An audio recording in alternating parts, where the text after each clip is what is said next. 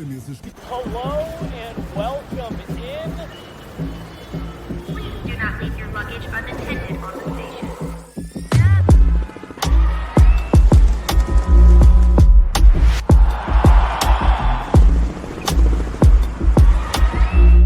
Welcome to the show. All right, welcome in. Guerilla Sports Off Ice post-game live. Megan, not the start that you wanted. If you were the Colorado Avalanche, you and I said that was a first period that was unacceptable. You couldn't have that kind of effort in a game that meant as much as this one did in terms of the points. From the moment the puck dropped in the second period, the Avs flipped the script. Were clearly the better team. And all that running around they did in the first period, they turned that around. And it was the Flames having to chase the Avs up and down the ice. Great game from your top guys. Sam Malinsky gets a little bit of redemption after having the first goal called back. Knowing how we felt about the first, when you take a step back and look at this one, what are your overall thoughts? I feel righteous in being hard on them after the first period. And I think they made all of the adjustments that a team hoping to prove that they're better than a wild card team has to at this point in the season.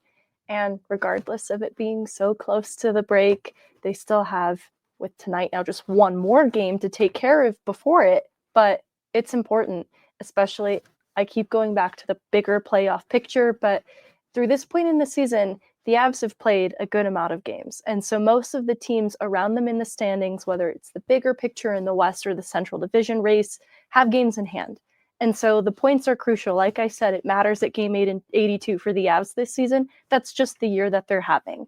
It's important for them to be able to mentally reset after kind of a flat first period, and they did. When I look back at the 2022 team, one thing that they did extremely well was they were able to flip the switch kind of on command. And it became something of a magic trick that they could pull out of their sleeve that caused a bit of panic over time. I grew to trust, though, that this was a team that was capable of flipping that switch as needed. And it's been a component that's missing from the Avs this year that I'd like to see again. Not because they're putting themselves behind the eight ball, but because they can, when they identify that they need to make adjustments, they just do it and execute. That was what I really felt we saw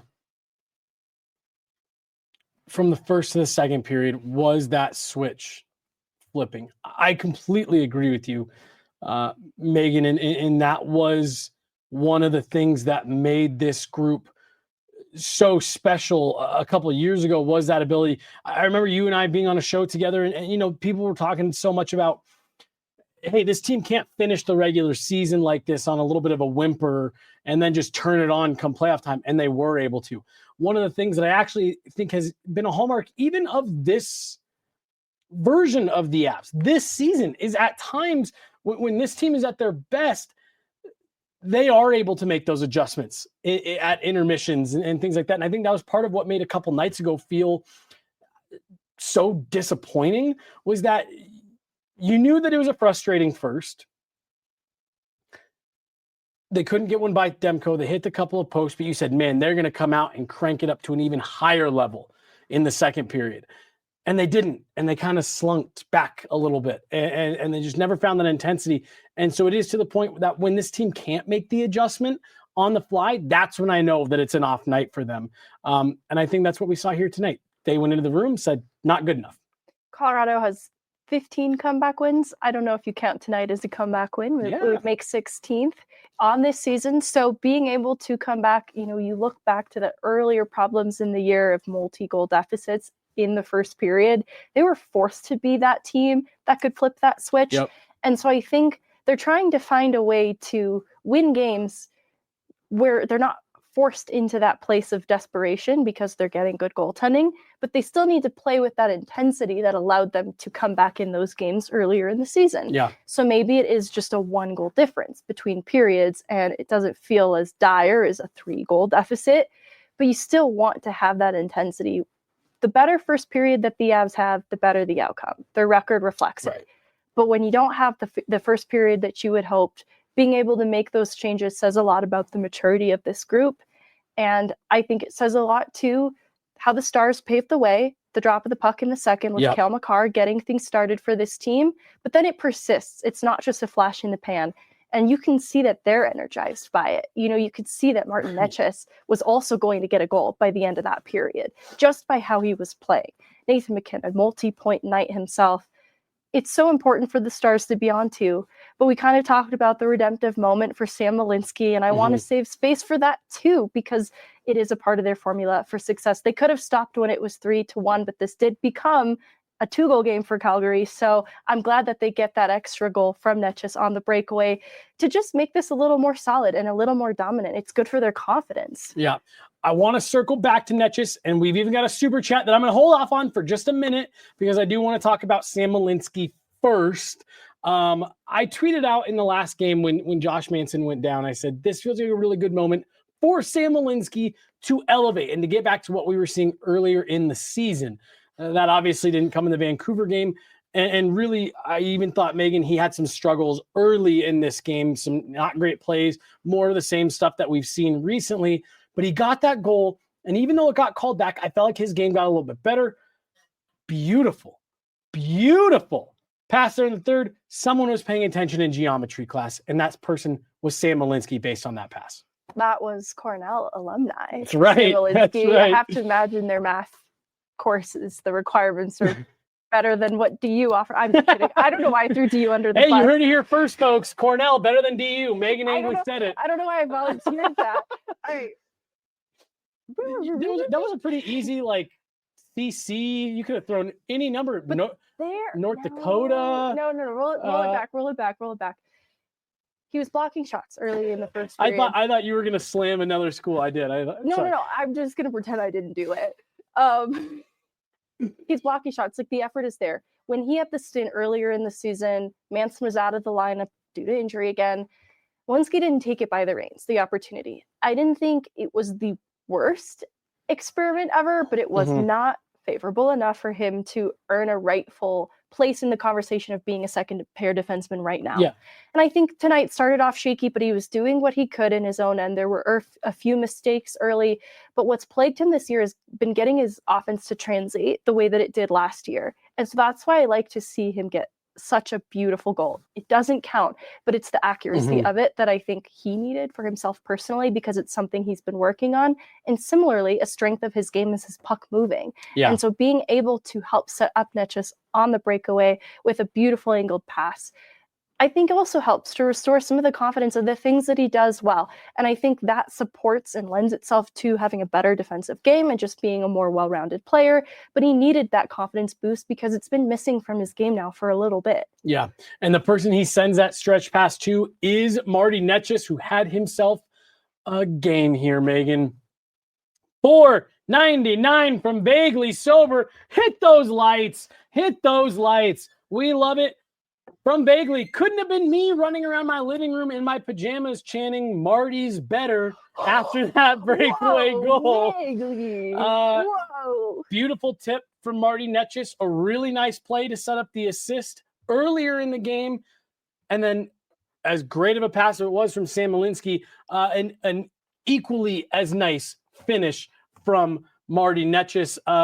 Look, I don't necessarily know if you want to say this was like the it game for Marty Necas, but he continues to look more and more comfortable with every passing game, playing next to Nathan MacKinnon. We made the comment earlier at the play he makes to set up the eventual Lehkonen goal is very MacKinnon-esque, the way he spins off the wall, not away from pressure into the wall like they teach you as a kid, but turning towards the pressure and making that quick move, keeping the puck in near your feet, which allows you to immediately be on your forehand with your head up, and that's what allows him to see that lane to Nathan MacKinnon, and things keep going from there. A nice tip, a really nice finish. Your thoughts on Marty Necas tonight, Megan? He is a bold player. There have been times where, one, the way that he moves the puck through traffic is such an important and hard to come by skill set that I think allows him to make bolder, I'll even say riskier plays than I sometimes see. And sometimes it's given me a little bit of a panic because he's even moved the puck that way in his own end before. And it's led to some scary situations. But I like the boldness of it because I think that's what complements Nate's game so well. Yeah. And I think that he's opportunistic, and they need a player who will just take opportunities. A team high 8 shots on net from Necas tonight. And so this is not just luck. It is hard work, and it is a player who appears to have so much fun playing in Colorado's system right now. And I think that's why he's thriving in it. There is a little bit of riskiness and boldness to what he does, but I think you look at them getting, no goals in Vancouver, and that's a big reason why they're looking for that. They need goal scoring right now. I think that as a team that has led the league in the goal share, usually they're around, I want to say 8th right now. And I think some of that, when we're talking about those multi-goal deficits they had to overcome earlier in the season, was born from that panic. And so I think they're looking to find that part of their game, and it's just needed something a little different to reset what hadn't been working for them. I think they were in their heads a little bit too much, and Necas is all of that. Just the speed, the controlled entries, the way he moves the puck and himself through traffic. It is so highly skilled, and it suits the Avs so well. There was a play that I made a comment. I kind of gasped out loud when Necas skated the puck through the neutral zone, 2 Calgary Flame forecheckers, if you will, in the neutral zone, and then kind of slipped his way by another defenseman and was able to establish a zone before rimming the puck around, and the Avs were able to settle the zone. I was like, that wasn't Nathan MacKinnon. The Avs don't need Nathan MacKinnon to carry the puck to the neutral zone. Got to be another huge bonus for Nate. When I've heard the broadcasters call it like Nate mode, or it's like a video game mode that Nate's playing on, that is what Necas looked like on that play that you're describing, because I remember you remarking on it. And it is kind of cool to see that there's another player that can unlock this kind of unreal mode that you just don't see in any NHL player. Absolutely. I want to talk about the second line, because we did talk about wanting to see a little bit more from them here in this game. It didn't necessarily come around, and I am going to steer us a little bit away from tonight's game just for a second. This one from Darren. Middlestat will get traded, bring in Brock Nelson or Ryan O'Reilly. Kill McCarr. It's a joke. What would be your thoughts on one, I guess, where are you at with Casey Middlestat right now? What would be your thoughts if the Avs were to move on from him and bring in a more veteran defensive savvy type center to replace him? We don't have to spend a lot of time here. I think you and I are both in agreement. We'd rather see the Avs go out and bring in another defenseman at this point, but just your thoughts, where are you at with Middlestat? What would be your thoughts and if they moved him? It's no secret at this point, especially with Friedman talking about it a little bit today, that Middlestat's a name that has come up around trade conversations. And so I won't pretend that's not a possibility. We've talked about it before. There's a huge risk, though, with the second line center position, in that we've seen the organization season by season try to find the right fit there, and it can be hard. I will say, though, players like a Ryan O'Reilly or a Nelson are established, and so there is so much less risk in a player like that I do think that makes sense if they can find that type of fit. But it can't be a young, skilled player with upside that you're counting on hitting in Colorado. Kind of similar to what Middlestat was when they traded for him. Right. And I think Middlestat's game is coming around a little bit here. It doesn't necessarily wow you tonight, but I actually like that the result of that line felt stable, at least. It wasn't this high or low drop off from one game to the next. Obviously, the Vancouver game just not really good for anybody. And so I think that he's in a place where, whether it's here in Colorado or elsewhere, I still think there's a better player in Casey Middlestat than we've seen in this second-ish year for him in Colorado. Yeah. I still think the player following the deadline and in the playoffs is more like what Middlestat is capable of. But obviously the timeline for this gamble that the Avs have taken on him, it's running out a little bit. Yeah. And so if they were to trade for that position, it has to be pretty established, like a Ryan O'Reilly or a Nelson type player. But again, we were talking in the first period about the importance of the construction of the back end right now. Yeah. That continues to be a glaring issue. Manson's health, great to hear on the broadcast. They're expecting him back out of the Four Nations break, so it doesn't sound too serious. But even still, it's been dicey with him. They need to get something more trusted there, I think, as a priority. I think it's easier to overcome the struggles that Casey Middlestat is having right now. It's easier to tell yourself, he can play his way out of that than it is to go into the postseason with the group that you've got on the back end right now. I agreed. I know Ryan O'Reilly isn't quite the player that he was even just a couple years ago. He's maybe closer to a 3C now than a true 2C. But I do like the idea, because that is a name who's out there with Nashville struggling as much as they have. I don't hate the idea of like having an O'Reilly, Lehkonen, Val line that you could throw out there in like shutdown type situations, another player that can kill penalties for you. But in general, I agree with you. I'm not needing to see them trade Casey Middlestat for me to feel okay about that second group. I think if you can upgrade on him, great. But if I can only pick one trade for them to make, it's to bring in a top 4 defenseman. I agree. It doesn't wow me the same. Like, I feel similarly about how when JT Compher played as the second line center up in the lineup briefly, that's kind of, and again, not this year's JT Compher, but the past version of JT Compher that was the Swiss Army knife for the Colorado Avalanche specifically. Yeah, the Colorado. It doesn't wow me though. Like, whether it was a JT Miller or Ryan O'Reilly or Brock Nelson, like, I don't know, it doesn't move the needle a ton. Whereas the upside, the ceiling for Casey Middlestat still excites me the most of any of those things. Right. There is a comment in here that says, gave up Byram for nothing.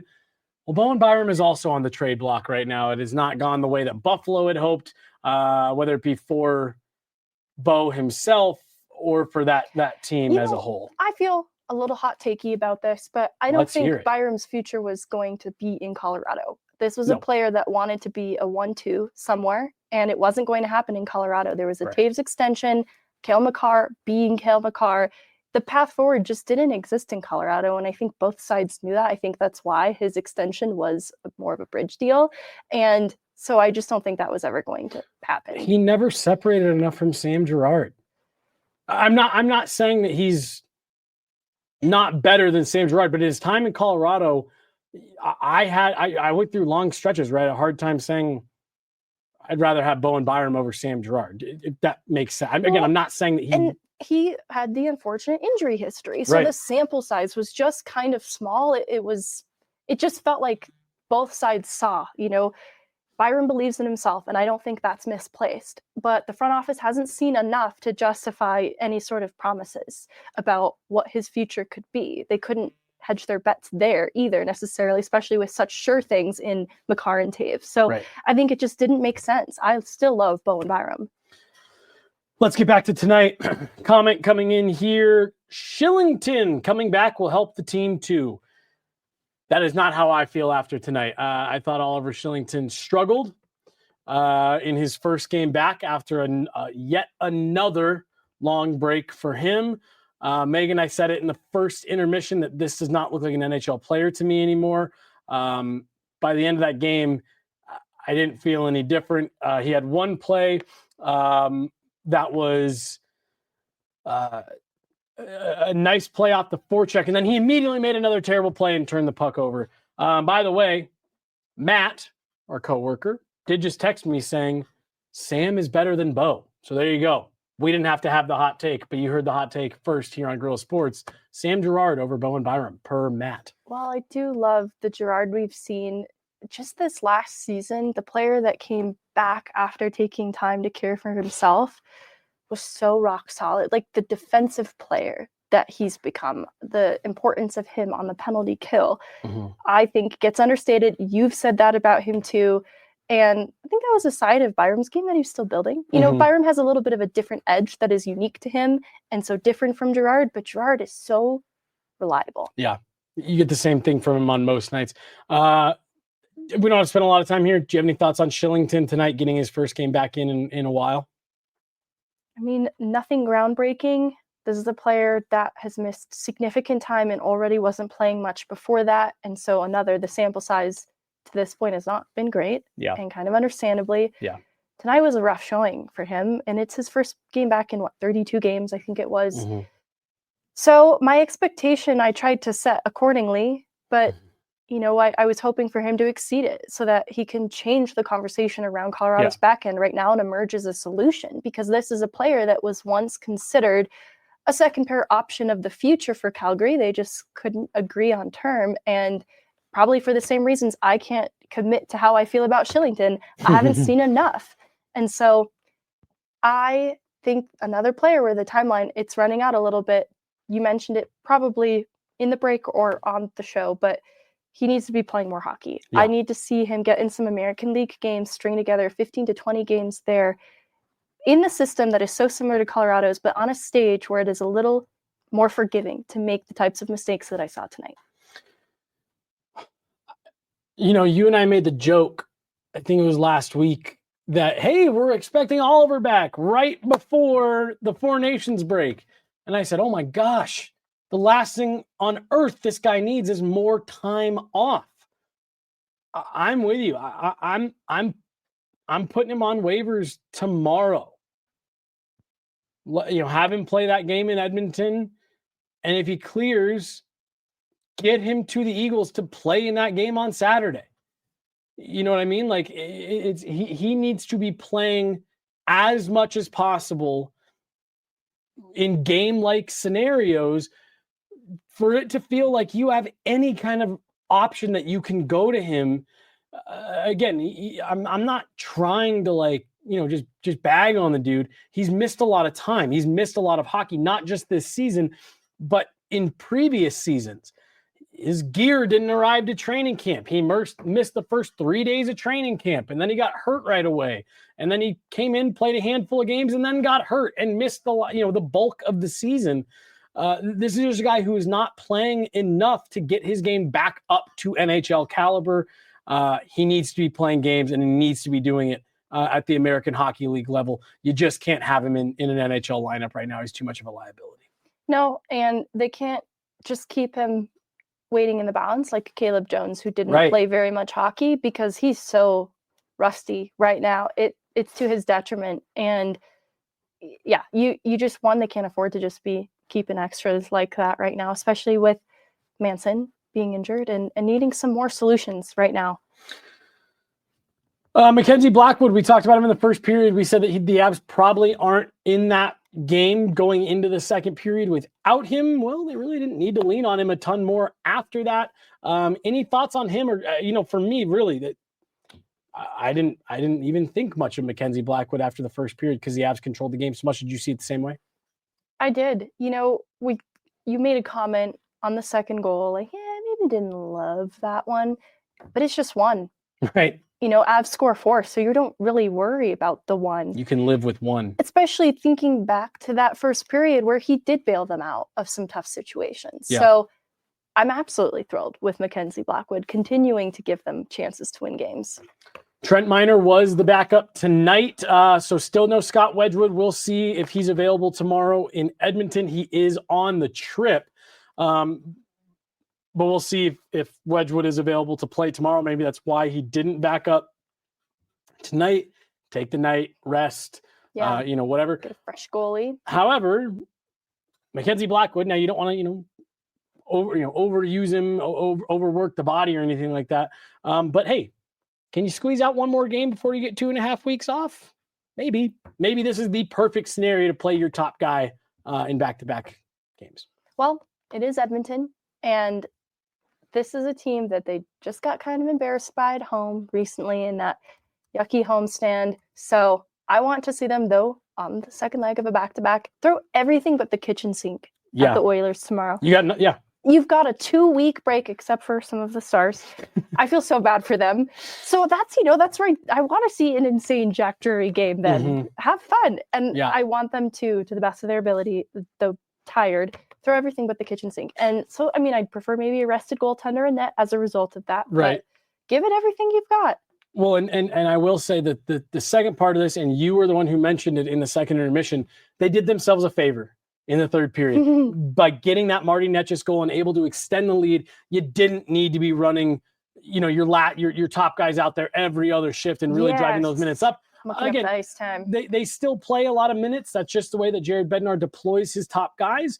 But they weren't these grueling, having to try to get it tied or selling out to block every last shot type of minutes to end the game there, which we see far too often. Beneficial, and they did themselves a little bit of a favor there with having to play again tomorrow. What? Devon Taves, when he was over 30 against Vancouver, 22-39. Cale Makar, 26-43. I think, though, they had some power play opportunities. Yep. They really wanted to get Cale out there. So I think that's okay. That's more normal. Totally. That's more normal. 26 for a defenseman of Cale Makar's caliber. Yeah, that's right in line there. Megan, I don't really have much else from this one. Nathan MacKinnon was great again, looking to set up Marty Necas for the hat trick. I don't know how many times we can continue to talk about the greatness of Nathan MacKinnon. He does take back over the NHL scoring lead, though, reclaiming that from Leon Draisaitl. Did he finish with? He didn't get a point on the empty netter, or I'm sorry, not the empty netter, the breakaway, correct? No. Okay, so 3-point night for Nate, puts him at 83 points, back in the league lead. Any other thoughts just from tonight? Nathan MacKinnon, Marty Necas, the top guys, Jared Bednar maybe, able to take what happened in the first and get his team going and getting them back on track in the second, just continuing to show why he is so the right coach for this team at this era of, where they're at, trying to figure out who this version of them are. Well, and he doesn't reinvent the wheel. Manson gets out of the lineup because of injury, so he has to tinker with the third pairing anyways. Yep. That's not really by choice. I'm glad he doesn't nuke the lineup after one bad game, because you see what the success of the top line can be when they're really going. And he defers to them because you've got a new player in Necas who is clearly feeling it right now with Nathan MacKinnon.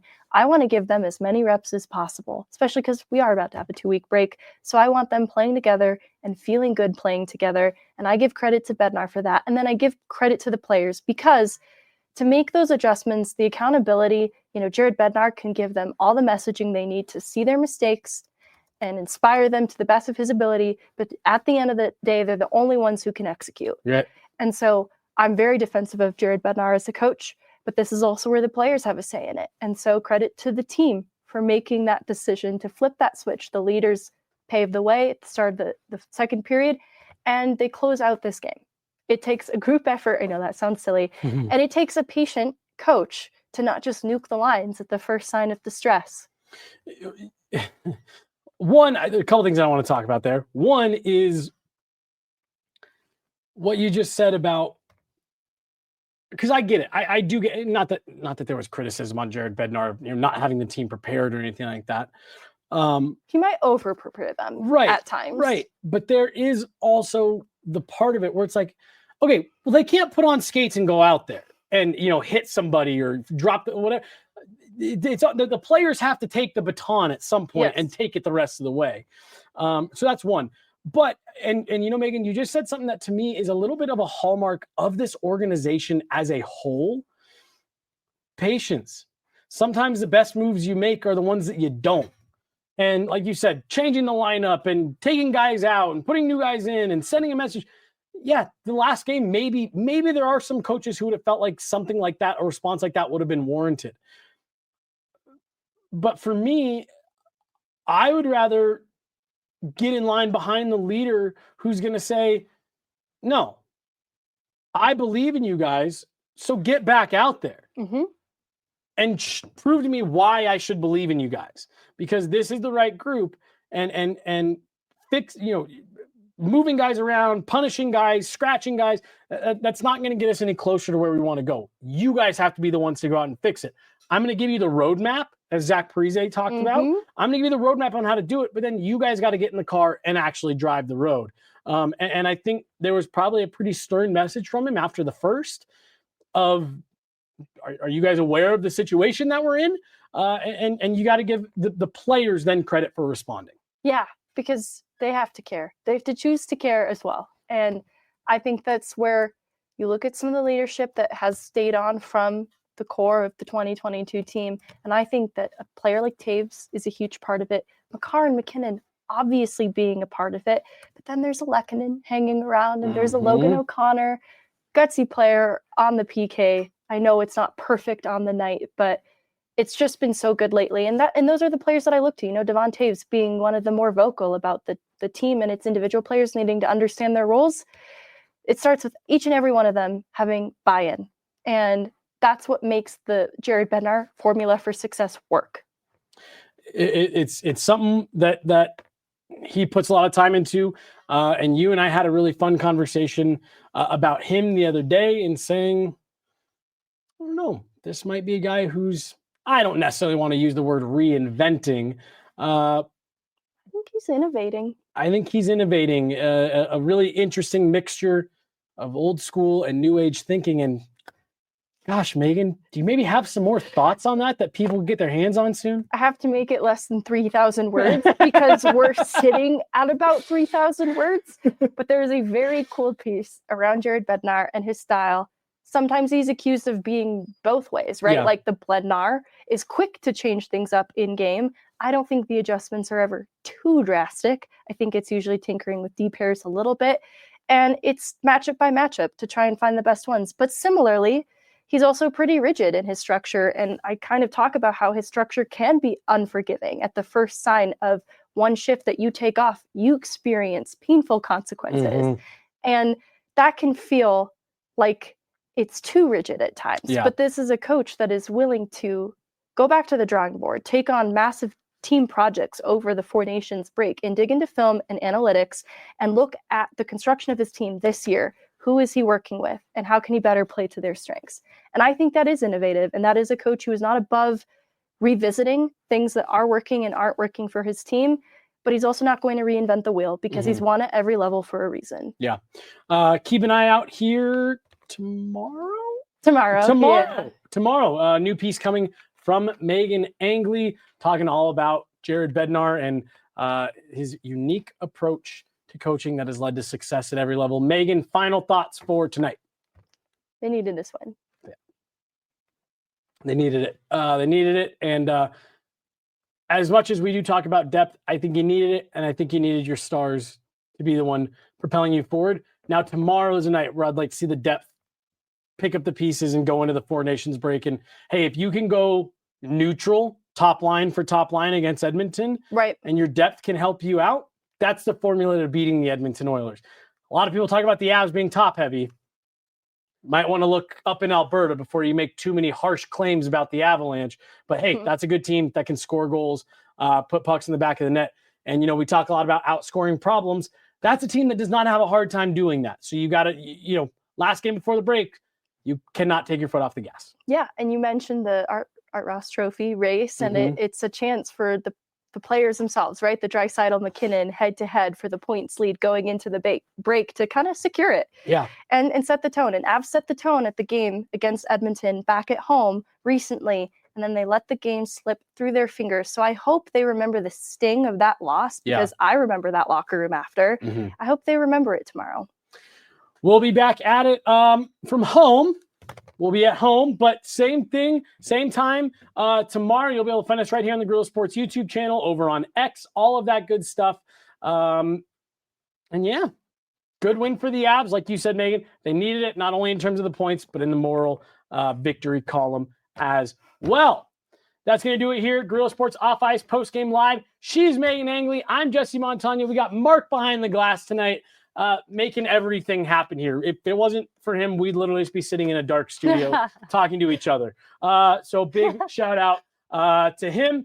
Thanks for stopping by, everybody. And we will see you more tomorrow. A quick apology. I'm sorry. As I'm signing off, I'm trying so hard to remember Blue Sky, and I just don't. But I promise need to be better too. I'm trying to be better about it. I always see you guys, and thank you for continuing to remind me and hold me accountable on that. Thanks so much, everybody. We'll talk to you tomorrow. Have a great night. See ya.